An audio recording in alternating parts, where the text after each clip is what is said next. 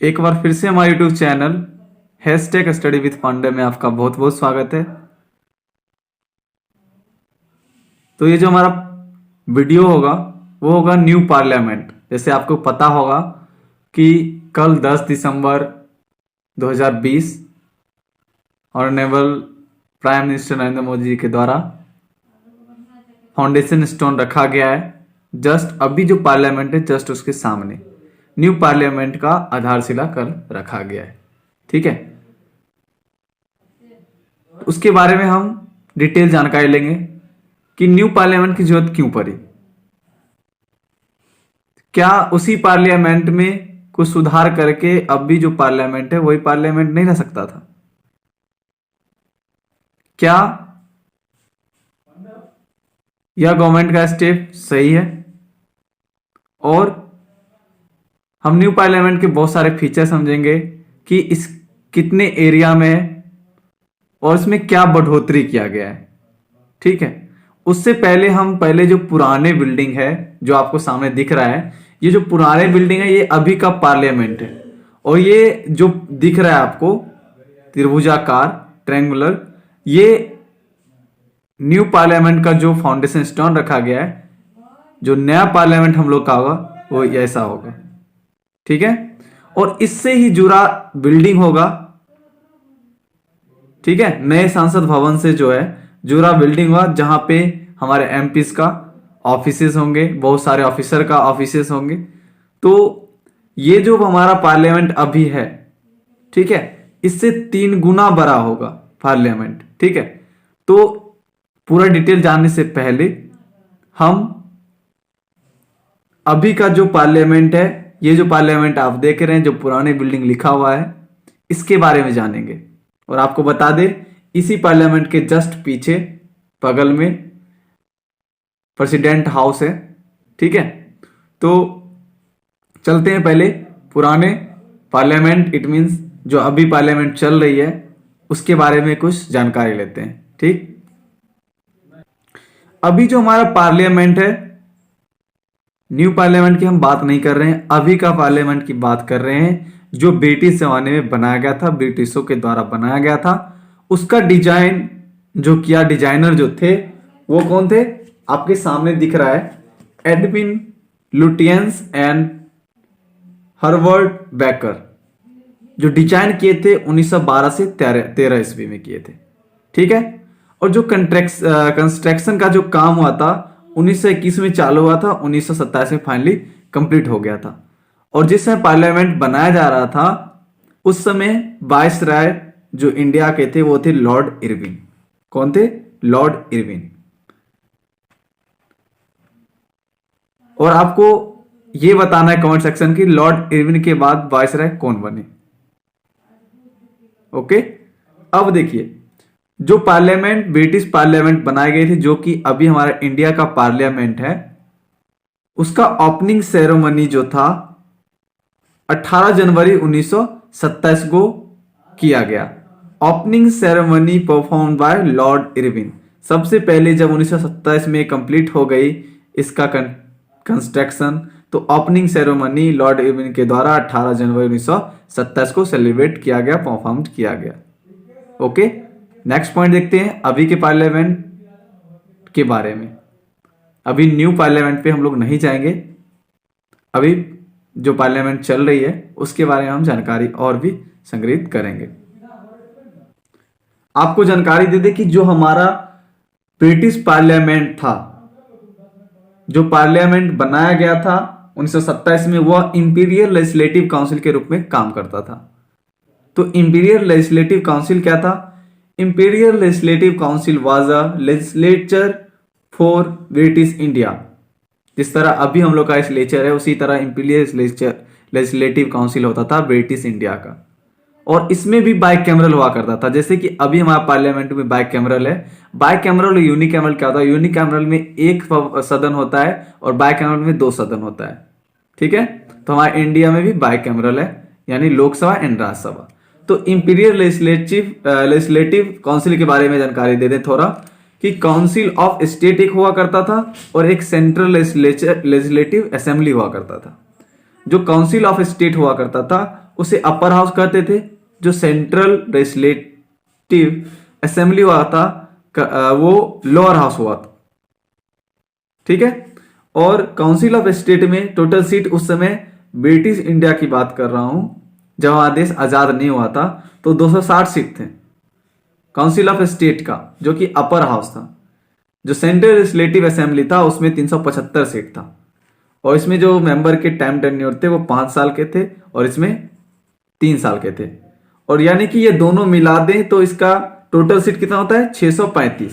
तो 1919 से जब तक हम लोग को आजादी मिला, यानी कि जो ब्रिटिश इंडिया रही, ब्रिटिश भारत कहलाता था, उस समय जो पार्लियामेंट का कैपेसिटी था वो 365 था। 365 था करने का मतलब 260 375, इसके अकॉर्डिंग उन्होंने अपने पार्लियामेंट का कंस्ट्रक्शन कराया।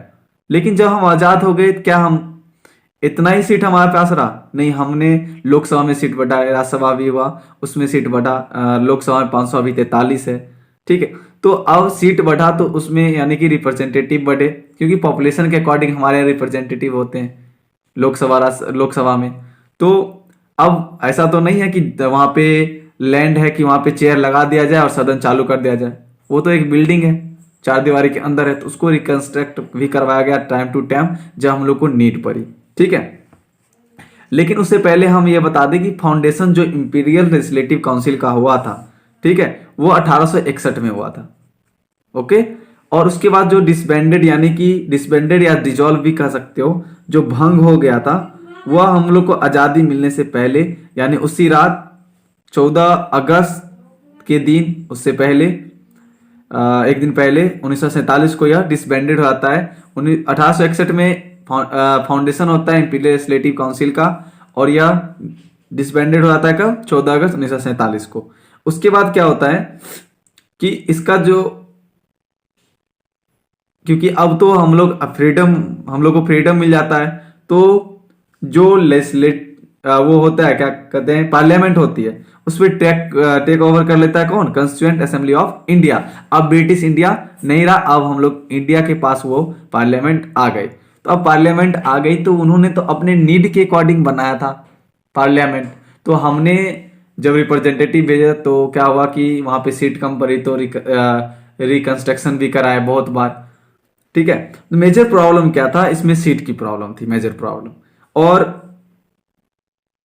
1956 में समय के अनुसार हम लोग जो नीड पड़ा तो उसमें मॉडिफिकेशन भी किए, किसमें? पार्लियामेंट में। और 1956 में 2 फ्लोर्स में ऐड कर दिया गया, 2 मंजिल इसमें क्या कर दिया? ऐड कर दिया गया इंडिया के द्वारा, इंडियन गवर्नमेंट के द्वारा। ठीक है। लेकिन एक चीज आपको बता दूं कि 1971 का जो सेंसस हुआ था, जनगणना, उसके अनुसार पार्लियामेंट में जो सीट थे, ठीक है, जो पार्लियामेंट में सीट थे उसे 2026 तक रिजर्व कर दिया गया।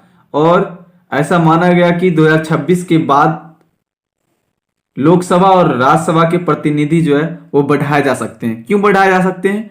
क्योंकि पॉपुलेशन के अकॉर्डिंग हम लोग रिप्रेजेंटेटिव भेजते हैं, इलेक्ट करते हैं, तो हम लोग का पॉपुलेशन जो है डे टू डे क्या होता है? इंक्रीज हो रहा है। तो अब्सोल्यूट है कि लोकसभा में प्रतिनिधि बढ़ेंगे तो चेयर हम नहीं रह सकते हैं। उसके लिए हमें न्यू पार्लियामेंट बनाने की आवश्यक पड़ी। यानी मेजर जो प्रॉब्लम थी वो सीट्स की प्रॉब्लम थी। हमने 1947 से मॉडिफाई करते अभी तक आया, लेकिन अब ऐसा लग रहा है कि हमें न्यू पार्लियामेंट की जरूरत है। 1956 में 2 फ्लोर ऐड भी किए गए, लेकिन अब हम लोग का नीड पूरा नहीं हो रहा, यानी कि हम लोग को सीट की प्रॉब्लम हो रही है। इसीलिए न्यू पार्लियामेंट बनाने की बहुत जरूरत पड़ गई है। इसीलिए न्यू पार्लियामेंट का प्रोजेक्ट सामने आया। अब हम लोग डायरेक्ट न्यू पार्लियामेंट पे चलेंगे। कैसे आया, किस प्रोजेक्ट के अकॉर्डिंग आया, न्यू पार्लियामेंट में क्या है? हमारा जो न्यू पार्लियामेंट है वह सेंट्रल विस्टा प्रोजेक्ट के अंतर। तो सेंट्रल विस्टा प्रोजेक्ट है क्या? Central Vista project is a grand redevelopment project for Lutyens Delhi and buildings. तो यहां पे पॉइंट आता है कि लुटियंस दिल्ली क्या होता है। लुटियंस दिल्ली मैंने इससे पहले बताया था कि जो पार्लियामेंट थी उसका डिजाइनर जो थे एडमिन लुटियंस थे। और आपको बता दें जो अभी पार्लियामेंट है, जो प्रेसिडेंट हाउस है, जो इंडिया गेट तक यानी कि 3 किलोमीटर के दायरे में जो भी बिल्डिंग है जो ब्रिटिश इंडिया के समय बनाया गया था, उसका डिजाइनर कौन थे? लुटियंस, यानी एडमिन लुटियंस एंड हर्वर्ड बेकर्स थे। ठीक है, तो इसीलिए उस एरिया का नाम लुटियंस दिल्ली रखा गया है। ठीक है, इस विस्टा प्रोजेक्ट में मेजर 3 पॉइंट पे फोकस किया गया। पहला था कि हम न्यू पार्लियामेंट बनाएंगे, कॉमन सेंट्रल सेक्रेटरीट का रूम बनाएंगे, एक बिल्डिंग बनाएंगे और रिमैप करेंगे 3 किलोमीटर लॉन्ग राजपथ जो है, कहां से कहां, राष्ट्रपति भवन से लेकर इंडिया गेट तक, इसको रिमैप कर। तो अब आप समझ गए कि सेंट्रल विस्टा प्रोजेक्ट के अकॉर्डिंग ही न्यू पार्लियामेंट जो है उसका फाउंडेशन स्टोन रखा गया है। ठीक है, अब हम न्यू पार्लियामेंट के बारे में जानकारी प्राप्त करेंगे। चलते हैं न्यू पार्लियामेंट पे। तो न्यू पार्लियामेंट के बारे में हमने पॉइंट वाइज पॉइंट लिखे हैं। तो ये जो न्यू पार्लियामेंट है, जो अभी का पार्लियामेंट है उससे 3 गुना बड़ा है। जो ये पार्लियामेंट है इसको पार्लियामेंट हाउस स्टेट के प्लॉट नंबर 118 पे बनाया जाएगा।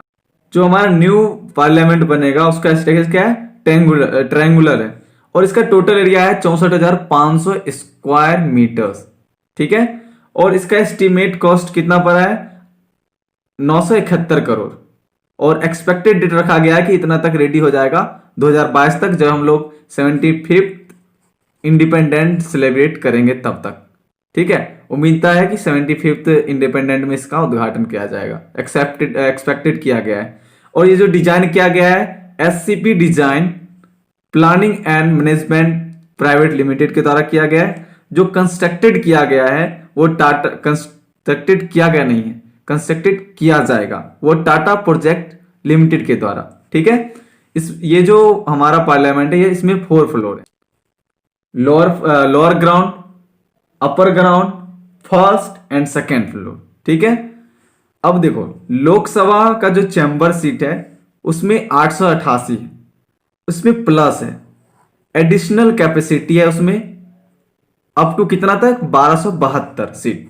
किस लिए? ताकि उसमें ज्वाइंट सेशन होस्ट किया जाए, ज्वाइंट सेशन उसमें चलाया जा सके। ठीक है, अब देखो इंटीरियर जो थीम्स जो है किसका? लोकसभा का, वो क्या है? पीकॉक, जो हम लोग का नेशनल बर्ड है। ठीक है, interior themes of Lok Sabha peacock. जो राज्यसभा चैम्बर का सीट है वह 384 सीट कब नया बनाया जाएगा। और जो इंटीरियर थीम्स ऑफ राज्यसभा है वह लोटस है, लोटस जो हमारा की नेशनल फ्लावर्स है।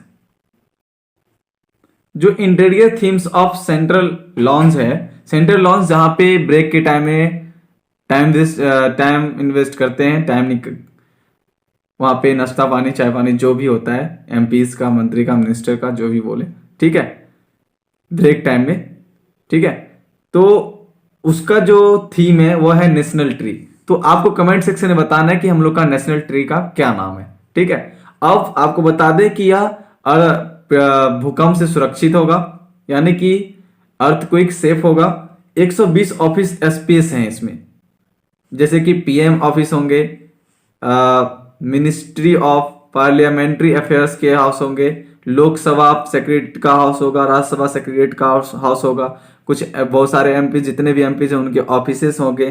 ठीक है, अब लास्ट पॉइंट हम पढ़ेंगे कि लोकसभा का जो एरिया है नया बनने वाला है उसका है 3015 स्क्वायर मीटर।